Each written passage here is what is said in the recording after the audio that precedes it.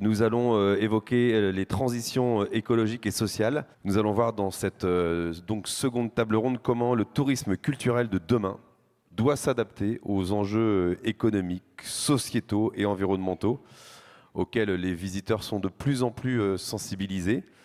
Comment trouver l'équilibre entre attractivité et durabilité des territoires? Quatre experts, quatre professionnels vont nous éclairer sur cette thématique. Marilyn, la directrice du collectif des festivals, bonjour. Bonjour. C'est un peu comme les musées, vous avez passé un bel été, les festivals bretons ont fait le plein plus que le plein. Oui, en effet, vous avez vu les articles de presse Ouais. et un bel été. Alors, Après une reprise lente, oui. oui, vous avez vécu le cauchemar pendant 2 ans. Ouais, presque 3. Vous vous appelez donc le collectif des festivals, mais pas que. Parce qu'il n'y a pas que les festivals dans le collectif.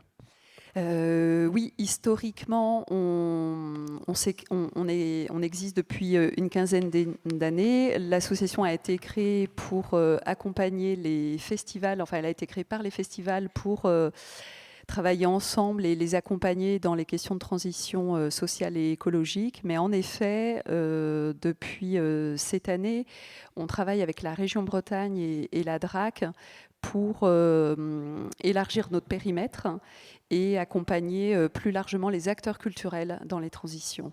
Donc on s'appelle toujours le collectif des festivals, mais on va retravailler notre communication. Donc c'est plus large maintenant. Caroline Mignon est avec nous également, présidente des acteurs du tourisme durable. Oui, bonjour. Mais pas que. Non. Qu'est-ce que vous faites Bon, plein de choses. Vous êtes consultante. Je suis Et vous êtes consultante. beaucoup consultée en ce moment. Oui, je suis consultante en tourisme durable. Je suis maîtresse de conférences en tourisme durable et RSE. Et je crée un lieu d'accueil pour les touristes avec la transition écologique comme fil conducteur. C'est pas en Bretagne, mais c'est pas loin. Non, c'est en Pays de la Loire, à côté d'Angers. Donc on est voisins. Alors tout à l'heure, vous referez votre thèse en 1000 secondes à peu près. Ce sera votre défi, 12 minutes pour tout nous dire sur les enjeux du tourisme durable. Ouais. Et un duo, Estelle Bré-Héret et Médéry Boquet. Vous venez de la direction du tourisme et du patrimoine région Bretagne. Quelles sont vos fonctions à toutes les deux? Alors qui est Estelle, qui est Médéry? Alors, je suis Estelle Estelle. et je suis chargée de mission valorisation du patrimoine. Et Médéry. Et donc Médéry, chargée de mission de tourisme au sein du service tourisme de la région Bretagne. Alors Estelle, on démarre avec vous. Vous allez nous présenter la direction du tourisme et du patrimoine donc de la région où vous travaillez. Donc, ce matin, vous aviez ce propos liminaire en demandant aux deux personnes qui étaient là si le tourisme et le patrimoine travaillaient en silo. Donc, avec Médéry, on vient un petit peu faire la démonstration du contraire, puisque nous sommes la direction du tourisme et du patrimoine à la région Bretagne, et donc la direction est organisée pour que nous travaillions de concert. C'est pas forcément une réalité dans toutes les régions. Il y a des régions où le tourisme appartient à la direction économie, innovation, formation. Souvent aussi, le patrimoine est associé à la culture ou au sport. Et donc là, à la région Bretagne, on est dans une même entité, la direction tourisme et patrimoine. Alors pourquoi c'est comme ça? Ça part du constat qu'on a déjà fait tous ensemble aujourd'hui de deux facteurs. D'abord parce que la région Bretagne est une région avec une forte attractivité touristique et un patrimoine très riche, très varié dans toutes ses formes d'existence. Donc à partir de ce constat-là, on a décidé de faire une direction commune, tourisme et patrimoine. Les missions de la direction à la région, c'est de porter une vision pour le tourisme et pour le patrimoine à l'échelle de la région. C'est aussi d'équilibrer le développement du tourisme et du patrimoine. Et puis c'est d'explorer les potentiels de développement local qui sont portés par le tourisme et le patrimoine. Alors concrètement, comment ça s'organise? En fait, c'est une direction qui marche sur 3 pieds qu'on a déjà beaucoup vus dans la journée. Le pied de la connaissance. Tout à l'heure, on parlait de l'inventaire du patrimoine. Donc, c'est le service de l'inventaire de la région qui enrichit cette connaissance, qui vient regarder ce qui existe sur les territoires, qui fait le recensement du patrimoine bâti, matériel. Et donc, on a le service de l'inventaire du patrimoine au sein de la direction. Le deuxième pied, c'est la valorisation. comment on met en valeur ce patrimoine qu'on a inventorié, dont on connaît l'existence. Et le troisième, eh bien, c'est l'expérience qu'on va vivre autour de cette richesse qu'on est venu mettre en valeur et dont on a porté à tous la connaissance. Donc on a un peu ce triptyque qui vient organiser la vie de notre direction: connaissance, valorisation et puis ensuite expérience. Donc on est 3 services. Le service tourisme est accompagné en plus par une cellule d'accélération des transitions touristiques, le TIUB, dont on reparlera un petit peu tout à l'heure. Et donc on est 42 agents. Voilà comment ça s'organise un peu à la région Bretagne. Et ça, c'est l'organisation structurelle telle qu'elle est aujourd'hui. Mais du coup, pour porter l'ambition de travailler ensemble le tourisme et le patrimoine, on a travaillé à l'élaboration d'une feuille de route qui va porter l'ambition régionale d'accélérer un petit peu les transitions de tous ordres, environnementales, méthodologiques, climatiques, numériques. Et du coup, cette feuille de route, c'est la manière qu'on a de travailler à la région. Donc, elle fait partie du schéma régional de loisirs et de tourisme qui a été voté aussi, qui porte sur les années 2020-2025. Et c'est une des feuilles de route thématiques qui existent. On a parlé, Anne Gallo en a parlé ce matin. Et donc, c'est une feuille de route qui a été votée là, en décembre 2022 et qu'on va déployer. Donc, on essaye d'aller plus loin encore dans le mariage entre le tourisme et le patrimoine. Et on a repéré des enjeux. Et donc, cette feuille de route, elle identifie 5 grands enjeux sur lesquels on veut avancer. Donc je vais vous les livrer et puis on en reparlera tout à l'heure. Les enjeux de cette feuille de route, c'est les suivants. Le premier, c'est d'essayer de travailler une synergie entre les acteurs du patrimoine et les acteurs du tourisme. On en a beaucoup parlé déjà aujourd'hui, mais ça peut être des mondes qui sont assez distincts, des formations qui sont distinctes aussi. On n'a pas beaucoup parlé de formation, mais on ne vient pas des mêmes univers, donc on n'a pas les mêmes langages. On se rencontre pas tout le temps. Donc on veut essayer d'enrichir et de mettre en place cette synergie. Le deuxième enjeu qu'on a envisagé, c'était l'idée de mettre du patrimoine dans tous les projets touristiques. Parce que c'est aussi une manière de porter un peu plus d'identité, de vraiment s'appuyer sur ce qui fait l'originalité des territoires. Donc c'était cette idée de faire un petit peu infuser le patrimoine au cœur des projets touristiques, quand c'est possible, quand il y a matière. Le troisième enjeu, c'était celui de placer les habitants au cœur des projets. Donc là, c'était aussi un petit peu le lieu de l'échange qui nous a précédés, mais dans une démarche de mise en œuvre des droits culturels, d'inclusion, travailler le projet patrimonial et touristique avec les habitants. Le quatrième enjeu, ça va être un enjeu plus de communication, c'est-à-dire de porter haut la visibilité des projets patrimoniaux et touristiques. On parlait des mondes distincts, mais en fait, c'est aussi des mondes qui n'ont pas les mêmes canaux de diffusion, qui n'ont pas les mêmes manières d'aller vers leurs acteurs. Donc, c'est quelque chose aussi sur lequel on va réfléchir. Et puis, le cinquième enjeu, quel est-il déjà ? C'est de... Je ne sais plus, il va me revenir. De favoriser l'innovation dans les projets touristiques. Parce que c'est pas ça, on est vraiment du côté de Médéri et ça passe par le TIUB. C'est l'idée de se dire, merci, de favoriser l'innovation. C'est pareil, on en a parlé ce matin. Avoir des approches touristiques qui puissent passer par de l'innovation, donc un petit peu la gamification, la ludification. Antoine Cariou en parlait, il a cité l'exemple du Mystère Abgral. Donc comment on rentre dans des projets d'une manière un petit peu innovante et puis comment on répond aussi aux attentes des visiteurs, des habitants. Donc comment on s'adapte un petit peu à la demande et comment aussi on génère une manière de faire qui soit un petit peu différente. Voilà les 5 enjeux de la feuille de route qui se traduisent aussi par un plan d'action. Et c'est là où on est vraiment sur un travail en duo, puisque on va l'activer ensemble et c'est Médéri qui vous le présente. Donc effectivement, dans la continuité des propos tenus par Estelle, qui vous a présenté l'ambition de la feuille de route régionale sur la thématique du tourisme patrimonial et culturel, il y a un plan d'action qui est adossé à cette feuille de route et moi je vais vous le présenter.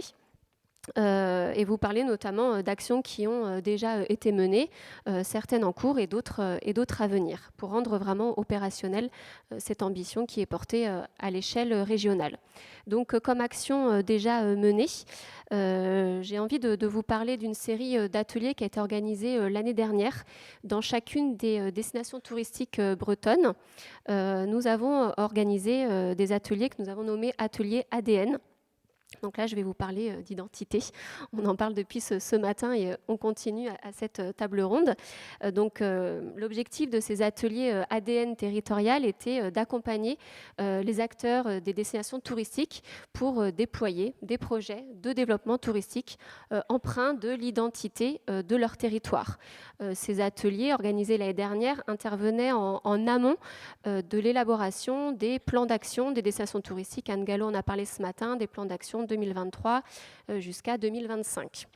Donc ces ateliers, ils avaient vraiment pour but de réunir des collectifs d'acteurs, de partenaires au profil extrêmement varié. C'était vraiment un prérequis pour nous pour que la méthode et l'animation de ces ateliers puissent fonctionner. C'était de réunir des gens aux casquettes, aux métiers, aux activités très différentes pour faire ressortir un peu, on a évoqué aussi le terme de récit, mais c'était vraiment ça, pour collecter des témoignages et des récits d'historiens, de gens issus du milieu du patrimoine, de la culture, de l'art contemporain, des géographes, des acteurs économiques, des chefs d'entreprise, enfin voilà, des profils extrêmement variés, en lien aussi avec les territoires concernés. Et donc ces ateliers ont vraiment permis de mettre autour de la table des personnes qui n'avaient pas forcément l'habitude d'échanger et de travailler ensemble, donc notamment des milieux du tourisme et de la culture / du patrimoine. En conclusion, la suite de ces ateliers ADN territorial a permis en fait de créer des clés de développement pour chacune des destinations touristiques. Là, je vous présente à l'écran une clé de développement en lien avec la destination Rennes et les Portes de Bretagne. C'est la destination dans laquelle nous sommes aujourd'hui à Vitré. Donc, c'est la clé de développement qui s'appelle Avant-Garde. Pourquoi l'avant-garde? Donc, c'est à la fois l'avant-garde historique, l'avant-garde militaire, en lien avec la frontière qui séparait le duché breton au royaume de France. Donc, une frontière qui était aussi extrêmement poreuse, avec des échanges culturels, commerciaux, économiques extrêmement vertueux. L'avant-garde également artistique, qui est vraiment propre à l'identité de Rennes et les Portes de Bretagne, où c'est vraiment une terre de création artistique contemporaine, de lieu de diffusion de l'art contemporain, où on peut retrouver de l'art contemporain très très très facilement dans divers lieux de la destination touristique Rennes et les Portes de Bretagne. L'avant-garde musicale, l'avant-garde technologique, enfin voilà, le sens avant-garde à prendre de plein de manières différentes.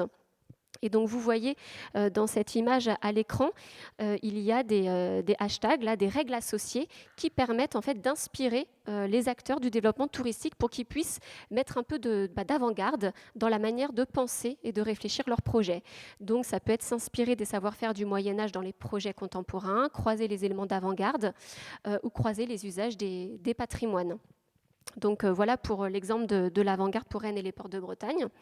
Et puis un autre exemple aussi où là je fais cap à l'ouest, et puis j'ai cru comprendre qu'il y avait des personnes de Brest ici dans l'assistance. Donc concernant la destination Brest-Terres Océanes, la clé de développement qui est ressortie suite à ces ateliers ADN territorial, la clé de développement monde secret. Monde secret, les mondes sous-marins que nous connaissons peu. Les fortifications Vauban ou encore les fortifications dissimulées dans les falaises pour se cacher de l'ennemi qui arrive, ou aujourd'hui des espèces qui viennent se cacher des prédateurs, mais aussi des lieux privilégiés pour l'observation de l'environnement naturel. Monde secret aussi en lien avec la richesse des décors dans les phares, puisque Brest-Terres Océanes est la destination qui concentre le plus de phares au monde. Donc la richesse des décors qui se parent d'opaline ou l'emploi de bois nobles ou de marqueterie dans ces phares, ou encore les mondes secrets liés au monde scientifique, à la recherche, avec Ifremer, conservatoire botanique de Brest. Enfin voilà, plein d'exemples comme ça à l'échelle de la destination touristique Brest-Terres Océanes. Et donc, au travers de cette clé de développement de monde secret, vous voyez encore une fois les règles associées à destination des acteurs du tourisme. Donc, c'est donner à voir ce qui ne se voit pas, comment on peut imaginer, comment on peut traduire cette clé de développement dans les projets. Utiliser le pouvoir de l'imaginaire, utiliser le patrimoine abandonné, créer des projets autour des mondes sous-marins ou encore révéler, capitaliser sur l'innovation et la recherche sous-marine. Donc vous voyez 2 clés de développement qui sont extrêmement différentes, mais qui sont vraiment en lien avec les identités des destinations touristiques. Donc voilà, donc à la suite aussi des ateliers ADN territorial qui ont été organisés. Donc Anne Gallo l'a évoqué aussi rapidement ce matin. Le service tourisme a travaillé aussi à la création de carnets d'inspiration sur 2 thématiques, carnet d'inspiration sur l'espace et carnet d'inspiration sur le culinaire. Et là encore une fois, 2 carnets d'inspiration pour chacune des destinations touristiques bretonnes qui servent d'inspiration pour les acteurs du développement touristique en Bretagne pour qu'ils puissent développer des projets qui soient empreints de marqueurs identitaires qui sont les leurs. Donc je suis dans la continuité avec la destination Brest-Terres Océanes avec la clé de développement Force et Protection ou encore Monde Secret que j'ai détaillé tout à l'heure, où vous voyez des planches avec des images de paysages de cette destination touristique, des images d'inspiration de projets d'architecture, de projets de designers sur du design d'espace, du design d'objets, et aussi des exemples de palettes chromatiques là, qui sont propres à BTO. Et je déroule, je vais passer rapidement. Là, c'est des exemples du carnet d'inspiration espace pour la destination Quimper-Cornouailles, avec la clé de développement en haut à gauche sur la conservation créatrice, ce lien entre des éléments de la tradition, du patrimoine, des cultures immatérielles, du patrimoine immatériel et le côté extrêmement novateur et ancré dans la création contemporaine. Et puis une autre clé de développement sur la diversité des matières avec voilà, la dentelle qui a pu inspirer les tailleurs de pierre et comment cette diversité dans les matériaux peut se retrouver dans des projets en lien avec l'aménagement d'espace. Et puis ensuite, quelques exemples d'inspiration culinaire, un travail collaboratif qui a été mené avec des designers culinaires pour inspirer plutôt les acteurs de la scène culinaire. Donc là, vous avez un exemple de la destination Cœur de Bretagne Calonne-Braise sur la symbiose avec le vivant, les références au végétal, à la mousse et comment ça peut se traduire dans les assiettes. Et son opposé, je dirais, peut-être en lien avec le côté plus organique et animal. On revient à Rennes et les portes de Bretagne avec cette déclinaison en lien avec les pans de bois, qui est très présent sur Rennes et les portes de Bretagne. Donc comment on peut retrouver les pans de bois dans des recettes ou encore la représentation de mosaïques qui fait référence à Odorico, qu'on peut retrouver dans plusieurs endroits, dans plusieurs villes de la destination Rennes et les portes de Bretagne, et comment on peut imaginer des assiettes colorées et qui évoquent cette création aussi propre, cet art propre à Rennes et les portes de Bretagne. Et on déroule encore avec un Quimper-Cornouailles. Je vais peut-être vous donner un peu envie de manger avant le dîner. Bretagne Sud, Golfe du Morbihan, la référence aux mégalithes avec une motte de beurre taillée comme les mégalithes. Côte de granit rose Ben Morlaix. Donc voilà pour les ateliers ADN qui ont vraiment permis, et puis la création de différents outils qui ont permis d'outiller la communauté des développeurs bretons pour qu'ils puissent teinter leurs projets touristiques de l'ADN de leur destination touristique pour développer un tourisme qui soit pluriel et diversifié à l'échelle de la région bretonne. Et peut-être pour terminer aussi, évoquer des actions à venir dans le cadre de cette feuille de route portée à l'échelle de la direction du tourisme et du patrimoine. C'est la création d'un réseau de référents culture patrimoine au sein de chacune des destinations touristiques pour favoriser vraiment cette interconnaissance entre les acteurs de ces mondes qui n'ont peut-être pas encore l'habitude de travailler, mais bon, on l'a vu dans les échanges précédents que c'est en bonne voie et que c'est à l'œuvre, mais il y a toujours une marge de progression. Et puis aussi pour favoriser l'appropriation d'une connaissance sur l'aspect culturel et patrimonial, sur la matière culturelle et patrimoniale bretonne, un travail va s'engager autour de la création d'un guide à destination des développeurs touristiques pour qu'ils aient ce réflexe et qu'ils aillent chercher en fait la connaissance en lien avec la culture et le patrimoine breton. Ah, j'ai dû cliquer sur le... Pardon. Voilà. Merci Estelle et Médéry. On vous retrouvera tout à l'heure avec d'autres projets et la présentation d'un outil qui s'appelle Bernard, qui est lié avec la thématique de cette table ronde écologie et sociale. C'est au tour de Caroline Mignon d'intervenir. 12 minutes de synthèse où elle va vous expliquer les enjeux du tourisme durable. En 12 minutes. Ouais, Et 150 slides. Non, pas 150 slides. Non, mais effectivement, c'était soit je mettais les slides, soit on les mettait pas du tout. Mais ça me semblait difficile de faire une moitié de quelque chose. Alors, je vais vous parler effectivement du pourquoi on parle de transition écologique et pourquoi c'est important dans notre secteur du tourisme et de la culture. Donc, en fait, il y a 60 ans, le tourisme, avec la découverte culturelle, ça a été l'aubaine des temps modernes pour les territoires, un Eldorado pour les classes moyennes des pays occidentaux. Et il a permis de découvrir le monde, de mettre en valeur le patrimoine, découvrir d'autres cultures, de se dépayser. Et puis, progressivement, il est devenu une industrie. Et puis, c'est devenu un marqueur social. Et puis, un bien de consommation courante aujourd'hui, dans nos sociétés à nous. Donc, on coche un peu des destinations comme on cocherait une to-do list. Et du coup, cette évolution fulgurante du tourisme, ce qui est 70 ans à l'échelle de l'humanité, c'est-à-dire une virgule, cette évolution fulgurante à l'image des nombreux autres a contribué au phénomène qui constitue notre contexte global aujourd'hui. Elle a conduit à l'utilisation accrue des ressources naturelles, eau, énergie, les terres, les sols, les matières premières, et qui mettent aujourd'hui la planète sous pression, avec une accumulation des gaz à effet de serre dans l'atmosphère, une perte de biodiversité, l'acidification des océans, une consommation d'eau douce en trop grande importance, etc. Tout cela nous a mené à franchir aujourd'hui 6 des 9 limites planétaires qui constituent l'espace de fonctionnement sécurisé pour la vie humaine.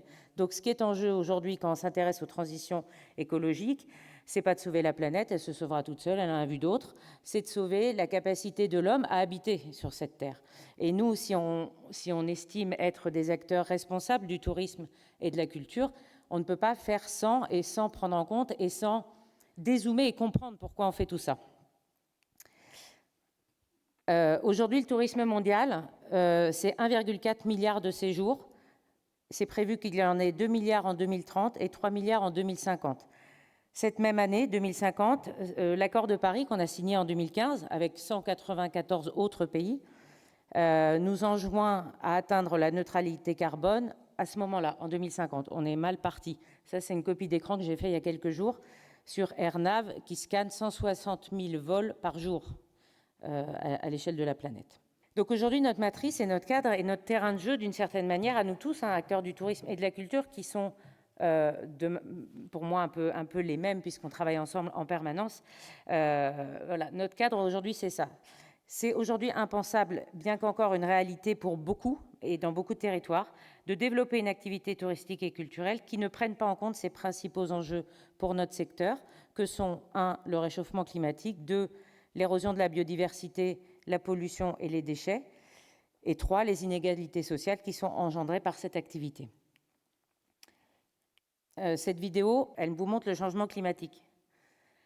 Changement climatique, simplement, en 2 mots, c'est l'augmentation de la température moyenne sur Terre. Ça, c'est un time-lapse de la NASA qui vous montre l'évolution de la température moyenne entre 1880 et 2021. Donc, vous voyez particulièrement depuis les années 2000, on n'y est pas encore, à quel point ça s'accélère, et surtout sur des parties tendues de la planète, c'est-à-dire les pôles, et les pôles, c'est les calottes glaciaires. Et les calottes glaciaires, c'est notre climatiseur et notre réserve d'eau douce.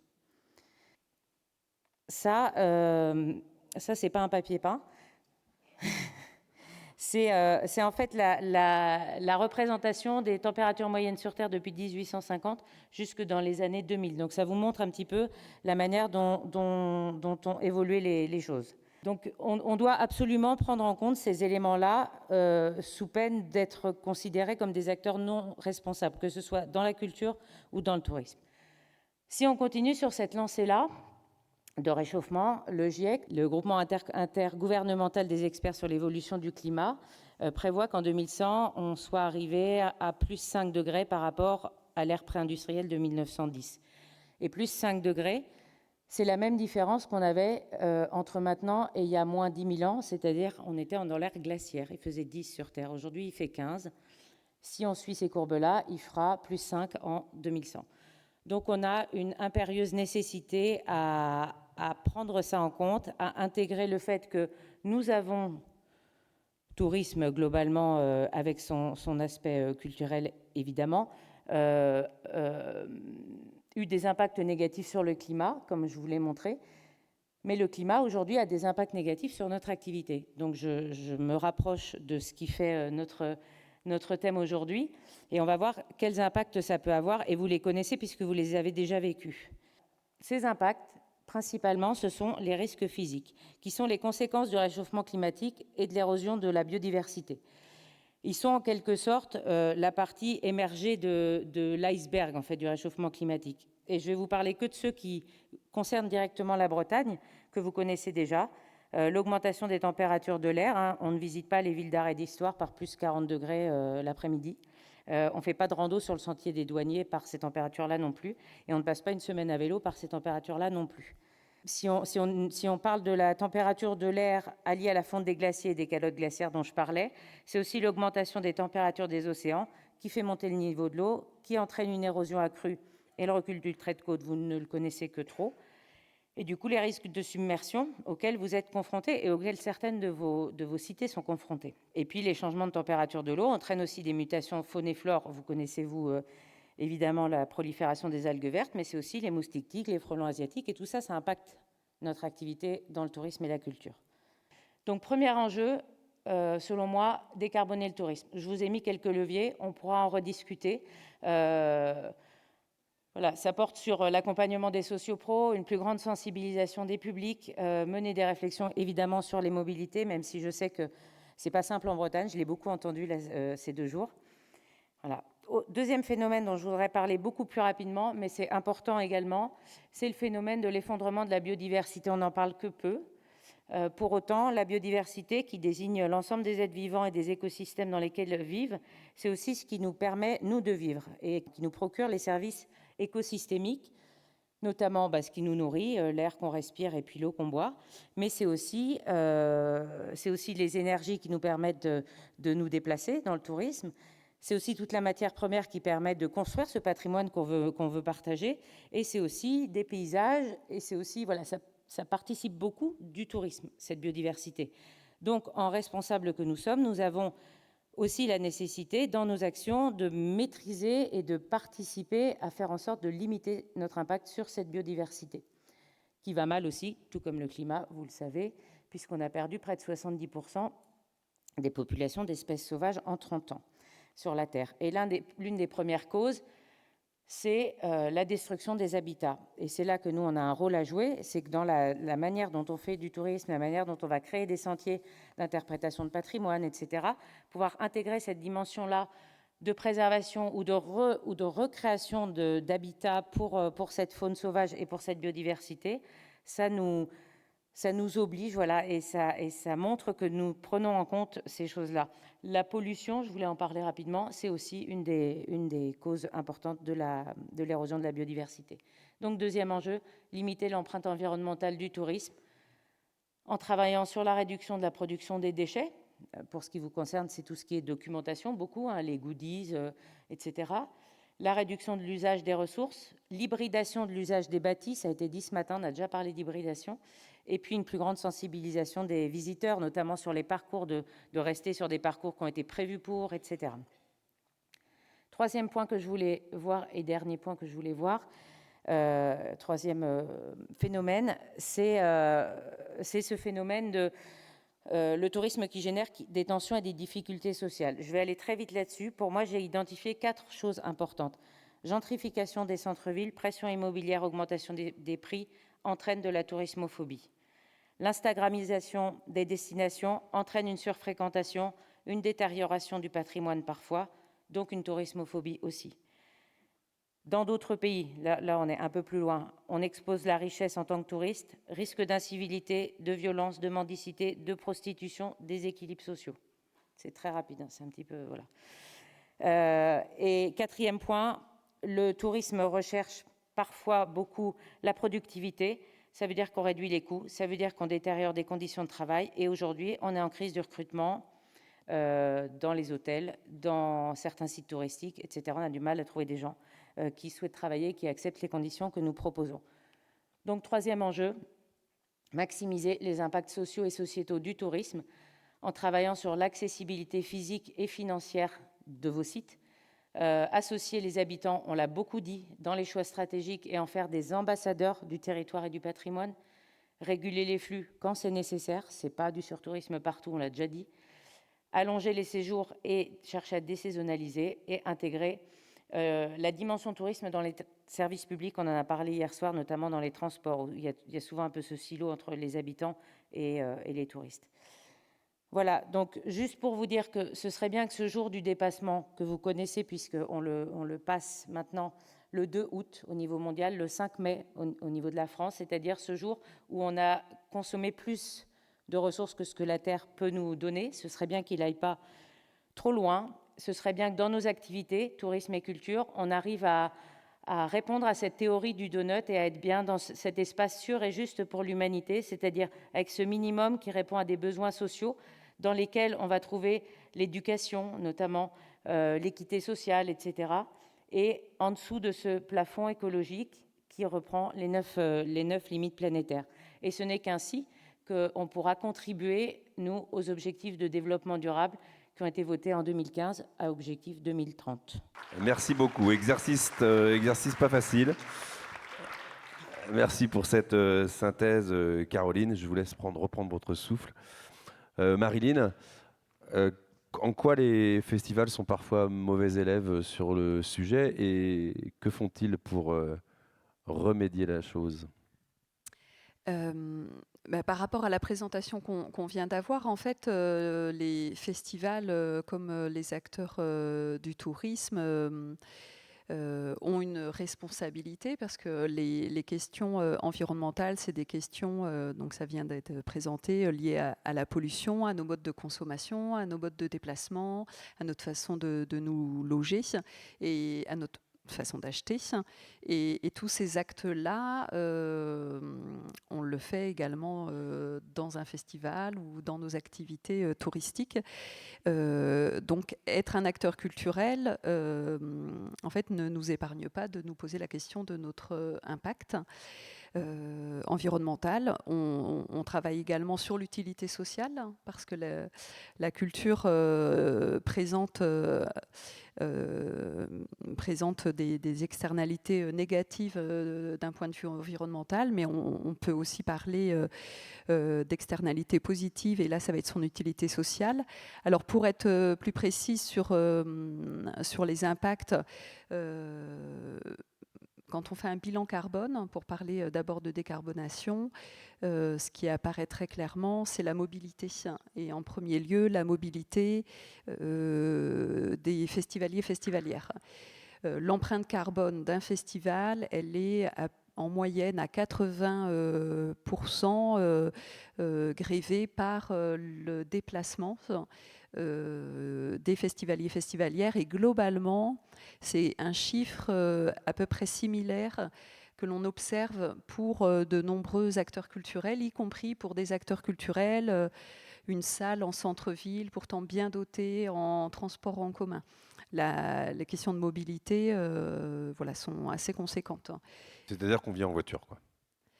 C'est-à-dire que l'on vient en voiture, oui, et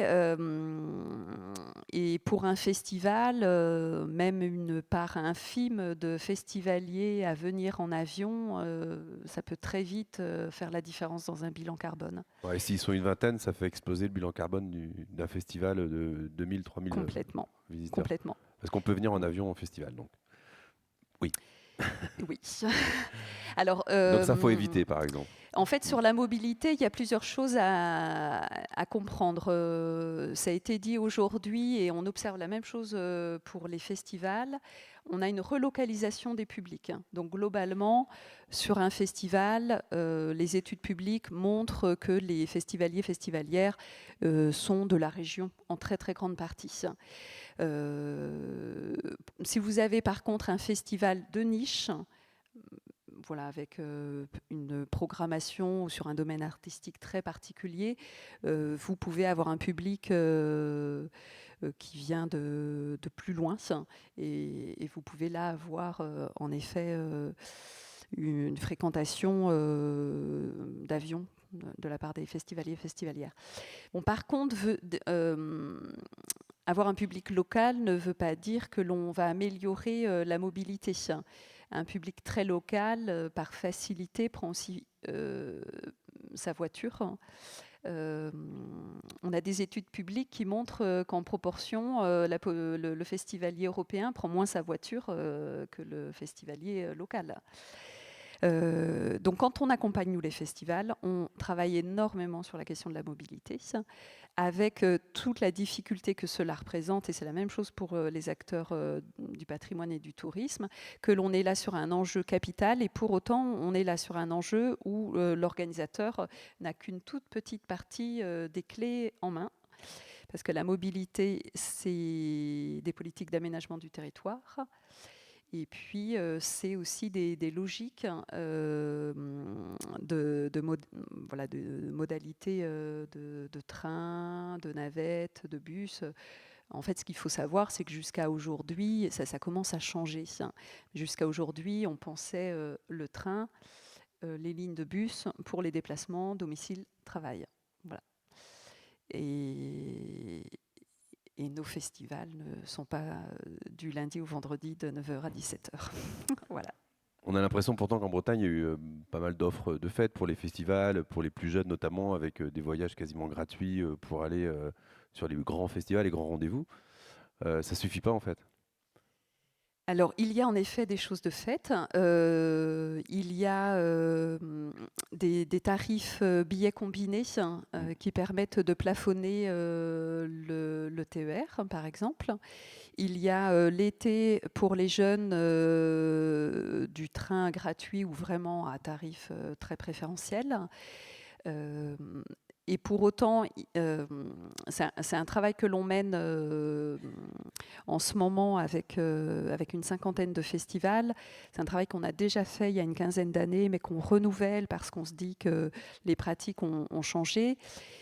Pour autant, il y a encore beaucoup de freins. Alors, la question des horaires, donc on est un, parce que aller en festival en train, oui, revenir en train, c'est déjà plus compliqué. Dans les freins, ce que l'on peut aussi noter, c'est le tarif, quand on est plusieurs. Et on va rarement seul à un festival. Et quand on est plusieurs, même avec des formules accessibles, la voiture devient vite concurrentielle. Et puis, la voiture, c'est pas seulement un moyen de déplacement. C'est aussi un vestiaire, ça peut être aussi un lieu pour dormir, ça peut être aussi un lieu pour se sentir en sécurité, etc. etc. Donc en fait, les questions de mobilité, on les travaille aussi nous au prisme du genre.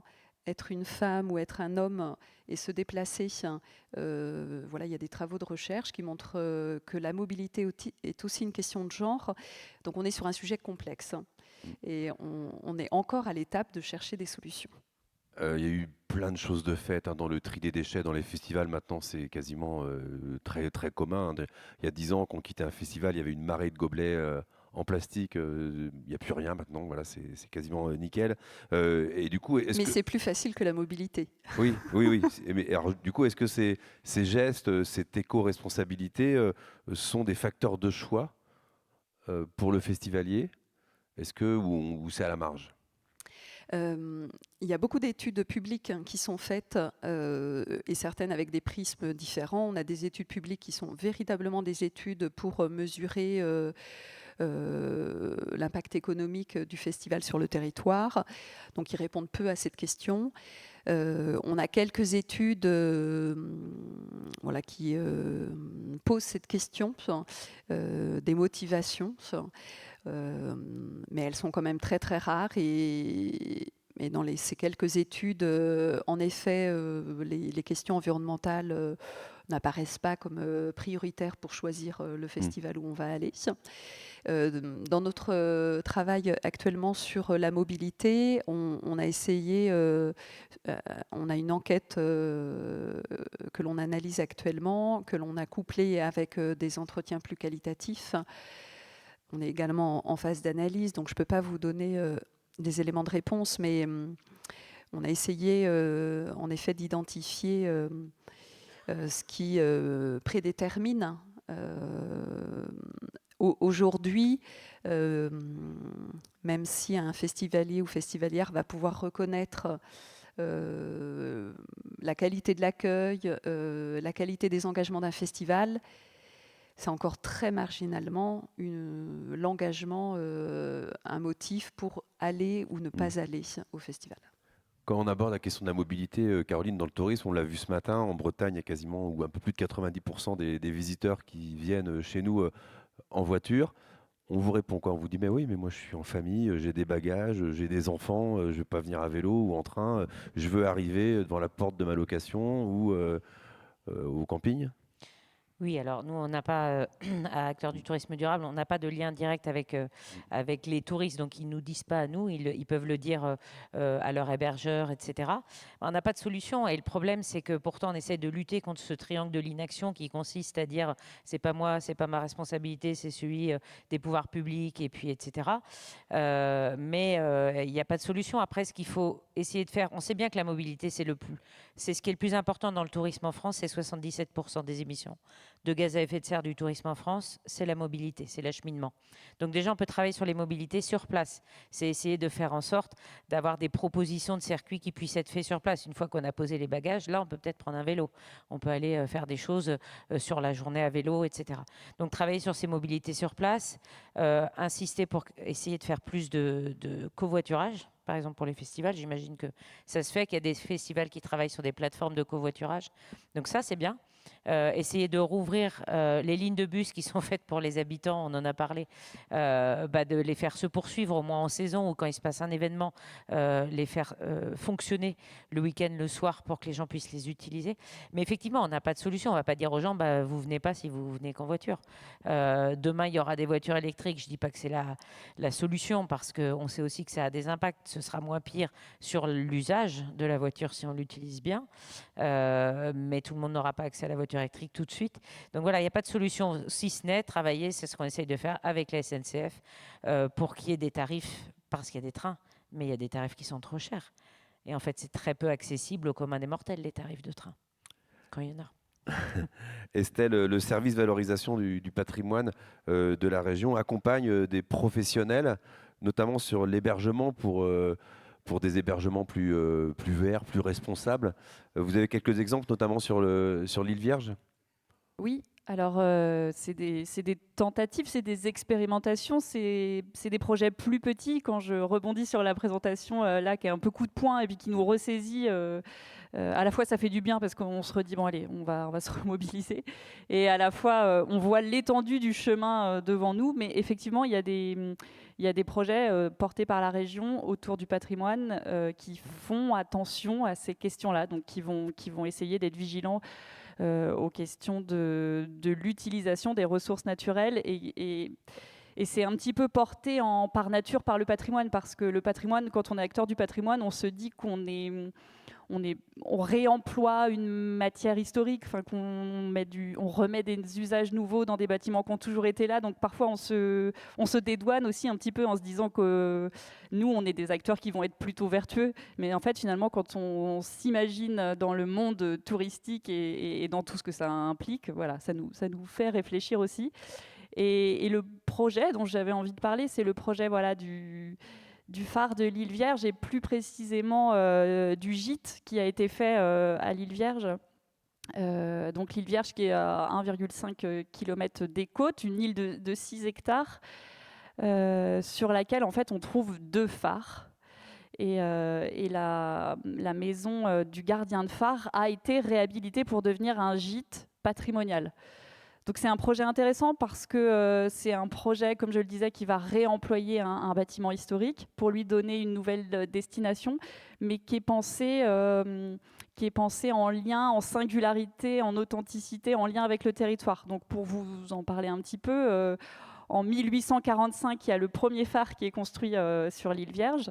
Il fait 33 mètres et assez rapidement, on va se rendre compte qu'il n'a pas une portée suffisante pour protéger les marins de ces récifs, de ces écueils qui sont tout autour. Donc, on va en construire un nouveau en 1901 qui, lui, va faire 88 mètres et qui va avoir une portée beaucoup plus lointaine. Et c'est le plus grand phare du monde en pierre de taille. Je dis ça parce que je sais qu'en Finistère, on aime bien les records aussi. Et donc, ce phare va fonctionner jusqu'en 2010, date à laquelle il va être automatisé. Et à partir de ce moment-là, il faut se poser un petit peu la question du devenir de ce phare-là. Qu'est-ce qu'on en fait ? Et en 2016, la communauté de communes du Pays des Abers décide de rénover le phare et d'instaurer un gîte patrimonial dans la maison qui est au pied du Petit, qui était la maison du gardien de phare. Et le projet, c'est de proposer aux visiteurs, mais qui peuvent être des habitants de la Bretagne, d'expérimenter la vie de gardien de phare. Et finalement, ça a des vertus aussi un peu pédagogiques et un peu environnementales parce que on va sur l'île, mais pas à la journée. On y reste, on y dort. On voit aussi ce que ça veut dire de vivre sur une île, donc d'expérimenter une certaine sobriété. On n'a pas accès à toutes les ressources sur une île. Et puis, ça nous sensibilise à la fragilité des écosystèmes littoraux. Et puis, en fait, ça permet de vivre une autre expérience et peut-être après d'être un petit peu acclimaté à ces questions et d'y être un petit peu plus sensible. Et en fait, c'est un projet qui a été subventionné par une aide du service valorisation du patrimoine qui vient financer la plus-value patrimoniale de l'espace. Donc on est en accord avec ce que présentait un petit peu Médéri et on retrouve l'intérieur du phare là, de l'île Vierge avec ses 12 000 plaques d'opaline. Donc le projet et la subvention de la région, elle vient aider la décoration d'intérieur qui doit retrouver l'âme de ce qu'était ce bâtiment. Donc vous avez ici quelques photos, mais en fait les dalles de granit au sol ont été conservées, les voûtes ont été blanchies à la chaux, et on a aussi le décorateur d'intérieur qui a fait cette proposition de mettre des lits clos. Il y a 4 chambres dans le gîte, il peut accueillir 9 personnes, et on dort dans du mobilier typique, traditionnel, breton. Donc c'est une aide de la valorisation du patrimoine à la fois vivre une expérience unique, authentique, mais qui est aussi en lien avec la fragilité des écosystèmes et qui permet peut-être de se rapprocher d'un temps historique où on était dans d'autres réalités aussi. Parce que vivre la vie d'un gardien de phare, c'est vivre au rythme du jour qui passe très lentement.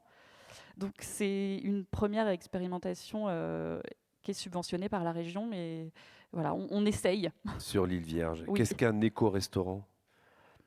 Alors là, vous partez sur un autre projet.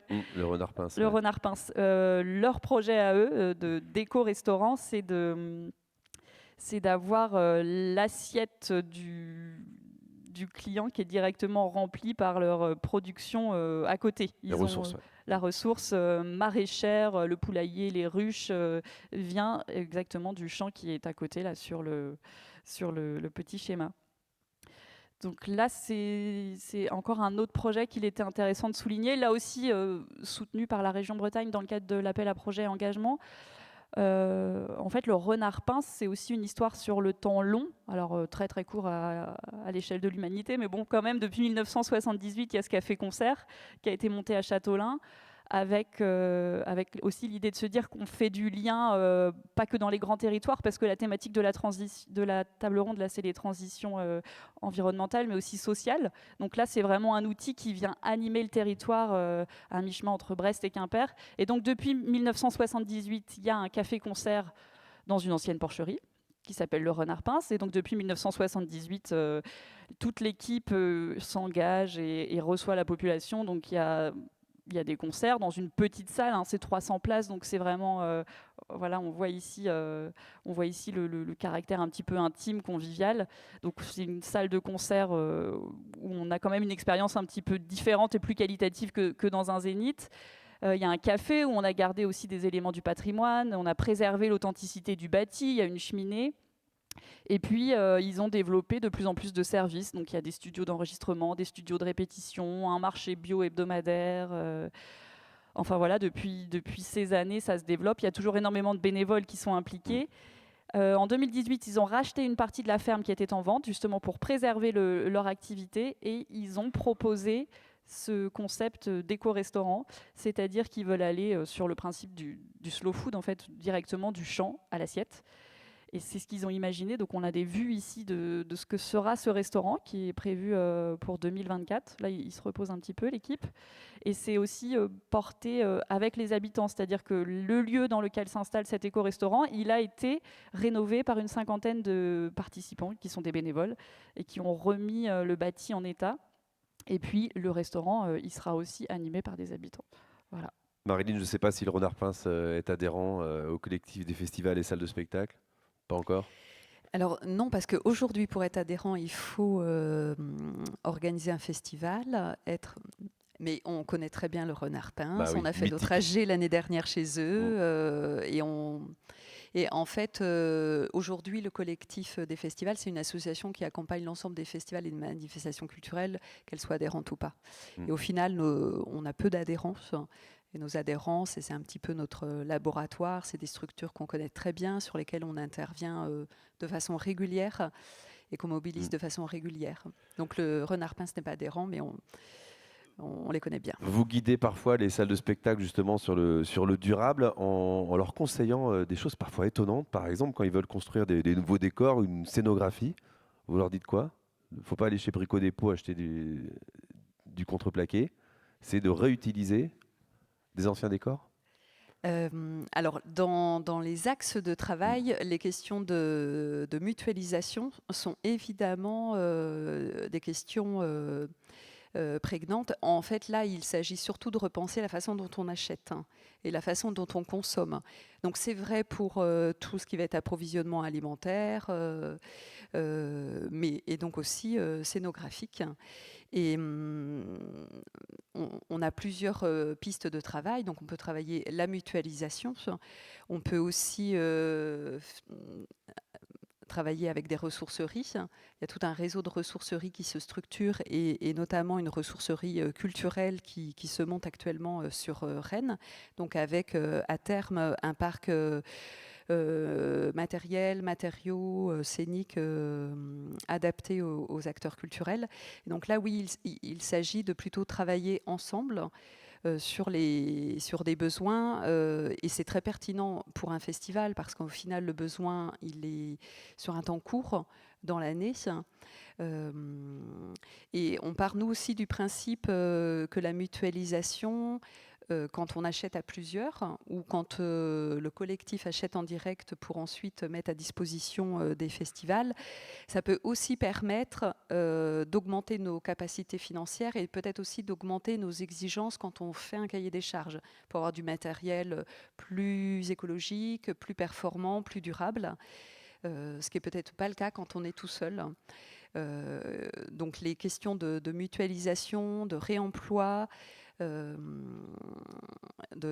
travail en partenariat avec des ressourceries, elles doivent nous amener à moins consommer, donc moins produire à la source de produits qui, de toute façon, seront un jour des déchets qu'il nous faudra gérer. Politique d'achat responsable. Caroline, je voudrais revenir juste sur la notion d'hybridation Oui. que vous avez évoquée. Ça, c'est très important pour vous. Le Renard Pince en est un bon Par exemple, exemple. ouais. C'est pas qu'un effet de mode, là, ça devient indispensable. Alors, c'est pas généralisé non Mm. plus. On en parle beaucoup. Ça commence à prendre un peu tournure.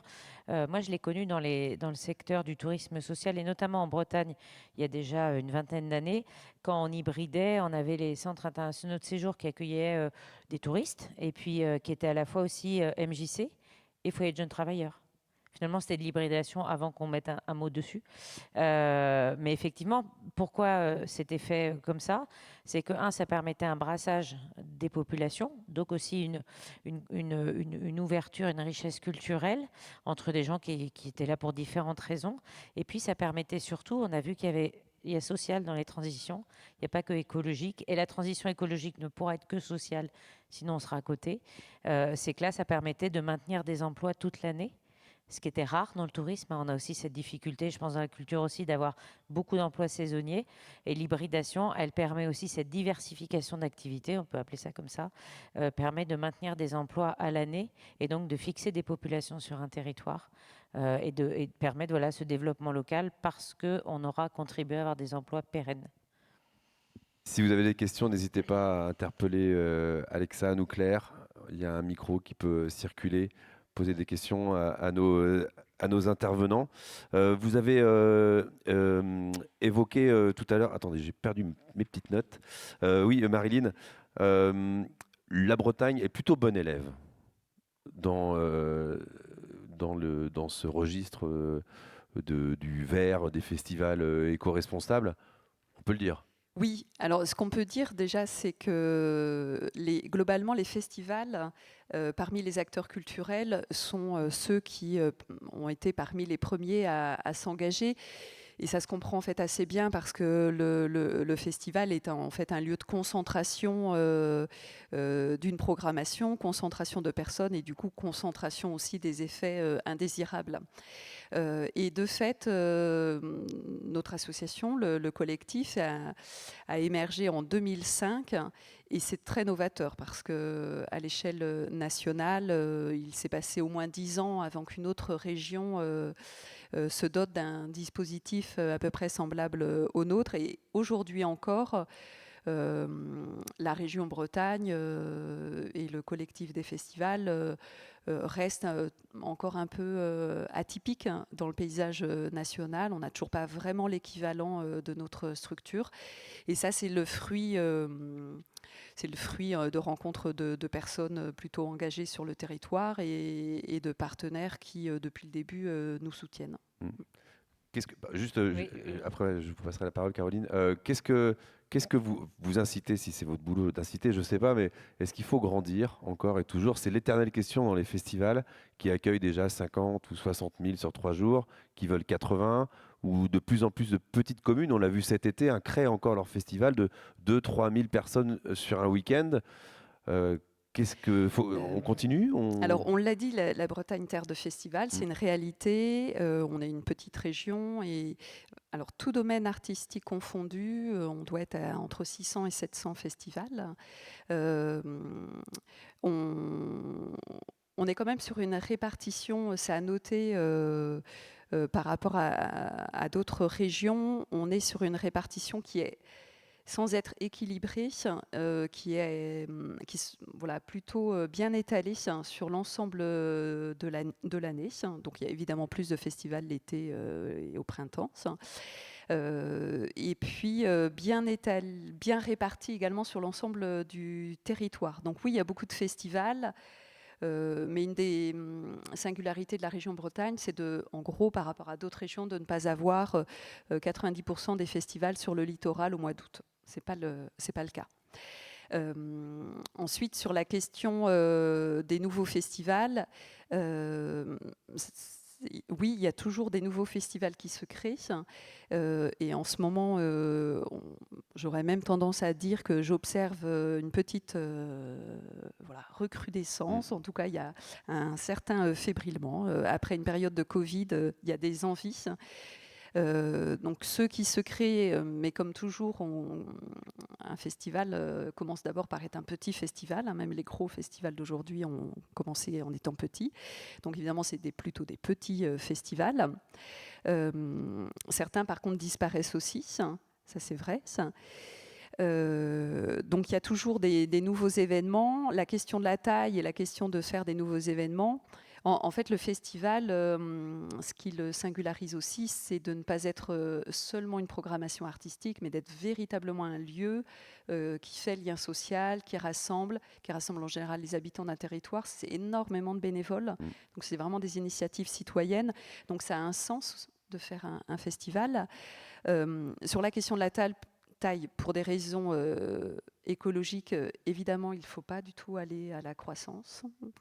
Nous, on milite quand même plutôt pour une réduction des jauges. Comme le fait Panorama à Morlaix, par exemple. Voilà, qui est un festival qu'on accompagne depuis longtemps. Alors, on peut prendre le cas de Panorama parce qu'il est intéressant. C'est un festival qui avait lieu dans un parc expo. C'est pas très joli, un parc expo. C'est un festival qui a eu un projet avec un théâtre, un cinéma. Ils ont acquis un lieu, donc plutôt en centre, très forte proximité du centre de Morlaix. Et donc avec la possibilité d'avoir un autre projet. Le Covid les a conduits à faire une édition intimiste dans leur bâtiment, le Sioux. Et ils ont trouvé que c'était quand même super chouette et très sympa. Et au moment de lancer le nouveau panorama sorti de Covid, il n'y avait plus grand monde dans l'équipe à avoir envie de faire un gros festival dans un parc expo. Au parc expo. Mais ça croise aussi des questions économiques. On ne peut pas penser la question de la décroissance sans penser la question du modèle économique. Le choix que fait Panorama a des conséquences qu'aujourd'hui tous les festivals n'envisagent pas ou ne peuvent pas se permettre de supporter. Et Ils ont un public. La conséquence, c'est la programmation artistique, c'est-à-dire qu'il n'y a plus possibilité, avec la jauge que le festival a aujourd'hui, d'avoir des têtes d'affiche. Ce qui, pour leur configuration, leur public et leur notoriété et même leur capacité à défricher est un moindre et supportable. Certains festivals très mainstream, à une jauge de 30 000 par jour, sans tête d'affiche, c'est pas possible. Il nous reste 3 minutes, la parole à Caroline, et puis ensuite Médéry nous parlera de Bernard. Oui, non, je voulais juste te dire, puisqu'on disait que la Bretagne était en avance sur les festivals, elle ne l'a pas été que sur les festivals. Dans le tourisme durable, elle l'a été beaucoup, la Bretagne, puisque c'est la première région qui a travaillé sur une offre Bretagne sans ma voiture. C'est aussi la première région qui avait une agence ADEME locale, qui avait une direction tourisme. Il n'y en avait pas d'autres régions qui avaient une direction tourisme, donc qui travaillaient sur ces sujets-là. Et c'est la région qui a vu l'expérimentation du label tourisme équitable en France via le programme Faire-Braise, dont Pierre pourrait parler ici, mais voilà, qui était de diffuser le label tourisme équitable auprès des territoires bretons. Et c'est avec la Bretagne qu'on a expérimenté ça. Voilà.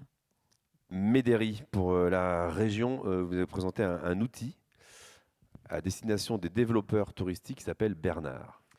Oui, donc je vous présente l'outil, donc le Bernard. Donc pourquoi le Bernard? C'est pas un hommage à tous les Bernards de France, mais plutôt en lien avec le Bernard l'ermite qui doit s'adapter à son territoire pour survivre. Donc c'est le Bernard cubique que vous avez à l'écran, donc qui est un outil méthodologique qui a été conçu par la cellule du TIUB. Estelle en parlait tout à l'heure, donc une cellule interne au service tourisme de la région Bretagne qui est composée de designers qui ont travaillé en collaboration avec les collègues de la direction de l'environnement à la région sur cet outil qui est à disposition des acteurs du développement touristique en Bretagne pour qu'ils puissent en fait déployer des projets intégrateurs de l'identité et des transitions. Pour qu'ils puissent vraiment générer de la valeur. Donc de la valeur d'expérience, de la valeur sociale, de la valeur environnementale et de la valeur économique. Et dans la dernière rubrique en gris là, du Bernard, il y a aussi beaucoup de réflexions autour des modèles de portage public, privé. Donc il y a aussi tout ça qui est questionné dans le Bernard, qui se veut être un outil assez complet pour vraiment prendre en compte les identités et les transitions aussi diverses soient-elles. Donc, concernant notre table ronde sociale et environnementale, peut-être faire deux focus donc, sur les deux enjeux qui sont présents dans le Bernard cubique. Concernant l'enjeu sociétal, il y a tout simplement en fait une question, c'est est-ce que mon projet touristique il répond également aux besoins des habitants? On l'a évoqué à différentes reprises aujourd'hui. Aujourd'hui, il n'est pas raisonnable de concevoir des aménagements uniquement pour la cible des touristes. On s'adresse à l'ensemble des pratiques du temps libéré, donc on s'adresse aussi bien aux touristes qu'aux habitants. De la même manière, le Bernard pose la question du confort d'usage aussi pour tout type de personnes, tous les profils. On parlait d'accessibilité. Là, on est vraiment dans l'enjeu sociétal qui est extrêmement important à prendre en compte dans le tourisme. De même que la valeur environnementale qui est extrêmement présente dans le Bernard cubique, qui prévoit différents items. Donc les milieux naturels, le climat, énergie, eau, circularité, fonctionnalité et la sobriété. Donc vous voyez, c'est extrêmement complet. Le Bernard cubique, en fait, il reprend la logique de l'ERC. Le E pour éviter, le R pour réduire, le C pour compenser. Donc éviter, c'est en fait se poser la première question qui est celle de, en fait, est-ce que mon projet il a un réel intérêt? Tout simplement, j'y vais, je n'y vais pas. Il faut se poser cette question-là avant toute chose. R pour réduire, comment je peux réduire mon impact? Donc on privilégiera davantage la valorisation de patrimoine bâti, qui sont inexploitées aujourd'hui plutôt que des créations ex nihilo. Et le C, pour compenser, comment je peux trouver au travers de mon projet des solutions qui permettront de compenser mon impact. Et le Bernard Kubi qui prévoit aussi une autre réflexion tournée autour de la régénération. Aujourd'hui, on parle beaucoup de tourisme régénératif et c'est comment en fait mon projet il peut avoir la capacité de régénérer des écosystèmes, de la biodiversité. Donc voilà, c'est le Bernard Kubi qui est vraiment à disposition de la communauté des développeurs bretons pour créer du projet à impact positif pour les territoires et en lien avec les enjeux d'aujourd'hui et de demain. Merci. Oui, mais c'était bien. Merci beaucoup, Médéri. Merci, Marilyn. Merci, Estelle. Et merci, Caroline. Merci à vous 4 d'avoir participé et resté sur scène. Je vais inviter Alexandra Lemercier, adjointe à la maire de Vitré. Alors, bonjour à tous ceux que je n'ai pas croisés encore aujourd'hui. Alors, nous étions ravis aujourd'hui de recevoir à Vitré cette journée thématique organisée d'une main de maître et je félicite l'Union des villes d'art et d'histoire et des villes historiques de Bretagne pour cela. La thématique abordée, alors le tourisme culturel et patrimonial, les enjeux de demain, une thématique qui fait tout à fait sens ici à Vitré. Comme l'a dit Madame le maire ce matin, nous n'avons ni la mer ni la montagne, nous avons autre chose. Nous avons un patrimoine historique, un patrimoine matériel, immatériel, d'une immense richesse. C'est ce que nous avons essayé de mettre notamment en valeur à travers notre message Voyage en terre intérieure au sein de Vitré Communauté. Nous sommes conscients de nos atouts et nous nous sommes résolument engagés dans la restauration et la mise en valeur de ce patrimoine. Cela s'inscrit dans une perspective de transmission aux générations futures. On parlait de transition écologique, mais également de développement économique et touristique. Dans ce cadre, nous constatons maintenant depuis plusieurs années une hausse constante de la fréquentation de nos monuments, ici sur Vitré et plus largement Vitré Communauté. La fréquentation annuelle du château, par exemple, donc le château que vous allez visiter tout à l'heure, la fréquentation annuelle s'établira à la fin de l'année environ à 50 000 visiteurs. Ils étaient 30 000 visiteurs il y a 10 ans. Une belle progression. Un afflux conséquent de visiteurs étrangers, notamment espagnols et allemands. J'insiste également sur le fait que ce succès se double aujourd'hui d'une forte demande sociale de patrimoine qui se traduit entre autres par l'attrait des Journées européennes du patrimoine qui, je suis sûre, ici à Vitré comme sur vos territoires respectifs, rassemble toujours de nombreux visiteurs. Je prends pour exemple l'étude, l'enquête reflet dont on a eu la présentation tout à l'heure. 42% des touristes placent le patrimoine comme critère de choix pour venir en Bretagne. Voilà, tout est dit. Ce que nous devons proposer sur nos territoires, comme l'a dit Monsieur Carillou ce matin, c'est une expérience de territoire, une expérience complète. Et c'est ce que nous efforçons en tout cas de faire à Vitré et plus largement à Vitré Communauté. Alors pour terminer, au nom de toute l'équipe municipale, je tiens à remercier une nouvelle fois l'Union des villes d'art et d'histoire et des villes historiques de Bretagne et l'ensemble des partenaires d'avoir organisé ici à Vitré sa 20e journée thématique. On est content de cet anniversaire. Je remercie également les services de l'État, les élus et services de la région, du département, pour votre présence, ainsi que vous tous, pour votre présence et votre participation aujourd'hui. J'ai aussi une pensée particulière pour les équipes techniques du Centre culturel qui ont tout préparé aujourd'hui pour que cette journée se déroule le mieux possible. Nos riches débats aujourd'hui démontrent encore une fois l'enjeu majeur pour l'attractivité de nos territoires de réussir à entremêler étroitement culture, patrimoine et tourisme. Avec dans cette perspective un rôle central dévolu à nos villes patrimoniales, qu'elles soient villes d'art et d'histoire ou villes historiques, en lien étroit avec nos partenaires industriels évidemment. Les thématiques développées montrent également à quel point notre réflexion s'inscrit dans l'air du temps, en lien avec la désormais nécessaire prise en compte de la société civile, des singularités de chacun de nos territoires ou encore de la transition écologique. Et en conclusion, comme le disait monsieur, je vous invite à la visite du château des Barons de Vitré et au pot de clôture. Je vous souhaite une très belle fin de journée, une très bonne visite et à très bientôt. Merci Alexandra, le merci adjointe à la maire de Vitré. Et le mot de la fin, ce sera pour le président finalement, Marc Droguet. Simplement quelques mots pour effectivement dire qu'on a Merci. ouvert plein de choses, plein de champs de réflexion. On va aussi repartir avec des boîtes à outils. J'ai bien aimé le Bernard Cubic là. Alors ça, j'espère qu'on va pouvoir exploiter ces documents. Ils sont en ligne. Donc ça, c'est ce genre de choses qu'on peut soumettre à des gens qui viendraient porter un projet dans vos collectivités. Allez, hop, le Bernard Cubic. Comme ça, ils peuvent travailler dessus pendant 1 an. Ça temporise. Nous, les élus, on est contents parce qu'on ne dépense pas d'argent pendant 1 an. Et puis, au bout de 10 ans, ça y est, ça sort. Mais c'est nickel. Non, je rigole. Du coup, oui, un grand merci. Je prends mon papier parce que j'ai tendance à partir des fois en sucette. Non. Un petit peu. Donc, voilà, on va essayer, nous, l'Union, de pouvoir, bien sûr, répondre à ces objets qui ont été présentés. J'espère qu'on va être à la hauteur d'en évoquer et traiter quelques-uns. On l'avait fait à l'époque, suite à une journée thématique sur la ludification du patrimoine. Eh bien, la région Bretagne avait saisi la balle au rebond en créant le fameux jeu du mystère Abgral. Ça, c'était un des petits des journées thématiques. Que sortira de cette journée thématique? Sûrement des projets, sûrement des choses en gestation dans vos collectivités ou au moins des réflexions dans vos bureaux respectifs.